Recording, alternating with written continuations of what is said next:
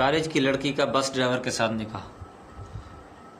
اس کے ماں باپ نے بڑے لاڈ پیار سے پرورش کی، جوان ہوئی تو والدین کی رضامندی کے بغیر کالج کی بس کے ڈرائیور سے خفیہ نکاح کر لیا۔ باپ کو جب پتہ چلا تو بیٹی نے جواب دیا، میرا نکاح تو ہو چکا ہے، بہتر یہی ہے کہ آپ اپنے ہاتھوں سے مجھے رخصت کر دیں ورنہ میں خود ان کے پاس چلی جاؤں گی۔ باپ نے کہا کہ اگر آپ کا یہ حتمی فیصلہ ہے تو آپ نے گھر سے جو کچھ لینا ہے لے لیں اور خود ہی اپنے شوہر کے پاس چلی جاؤ، لیکن یہ یاد رکھنا اب آپ کا ہم سے اور ہمارا آپ سے کوئی تعلق نہیں رہا۔ آپ ہمارے لیے مر گئیں اور ہم آپ کے لیے۔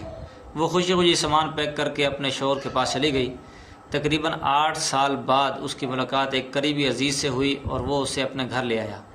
خیر خیریت دریافت کرنے کے دوران اس نے زار و قطار رونا شروع کر دیا۔ وہ سمجھا کہ شاید گھر کے حالات صحیح نہیں ہوں گے، والدین کی نافرمانی اور جدائی کا پچھتاوا اسے رلائے جا رہا ہوگا۔ تمام گھر والے اسے دلاسے دینے لگے اور رونے کی وجہ دریافت کرنے لگے۔ بہت اصرار کرنے کے بعد اس نے رونے کی وجہ بتائی۔ وہ کچھ یوں، میں نے والدین کی نافرمانی کی، ان سے تمام تعلقات ختم ہو گئے، اس کا پچھتاوا تو مجھے ساری زندگی رہے گا۔ مالی لحاظ سے بھی مجھے کوئی پریشانی نہیں ہے، اللہ کا دیا سب کچھ ہے، لیکن میرے لیے جو سب سے زیادہ تکلیف دہ بات ہے وہ کچھ اور ہے۔ میری صرف ایک ہی بیٹی ہے۔ میرے شوہر جب نماز پڑھنے کے بعد دعا مانگتے ہیں تو میں نے چپکے سے کئی بار ان کی دعا سنی ہے۔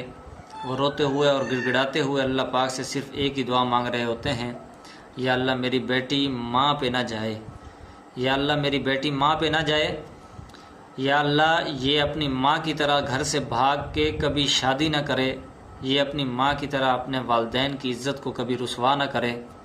یہ دعا تمام لڑکوں اور لڑکیوں کے لیے ایک پیغام، ایک نصیحت اور ایک اعلان ہے، اگر کوئی سمجھے تو۔